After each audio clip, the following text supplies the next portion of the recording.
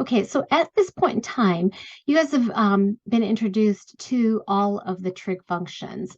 There's sine, cosine, tangent, then there are reciprocals, right? We have cosecant, secant, and we have cotan. And notice all of this comes from this being X and this being Y. So this ASTC, little acronym here going around the circle, is a really handy way of remembering what the sign has to be of that function in that quad. So in quad one, because everything in quad one is positive, all trig functions will be positive. That's what the A stands for, okay? In quad two, if you notice, sine or y is positive, okay? Sine and its cosecant, its reciprocal will be positive.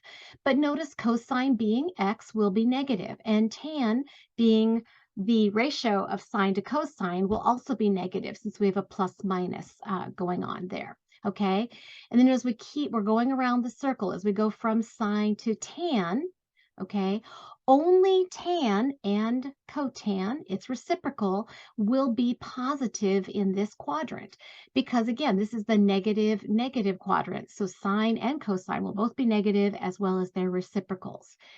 And then if we keep going, only cosine will be positive in quad 4 because only x is positive, y is negative, and for the same reason, the tan will be negative as a plus minus.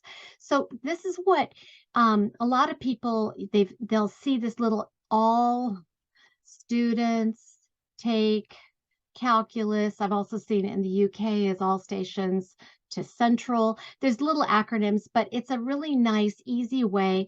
And what people usually do is all they really memorize is they don't even memorize the circle. They just create this little T-bar, right? And all it is your ASTC. Okay, so if you can remember the ASTC,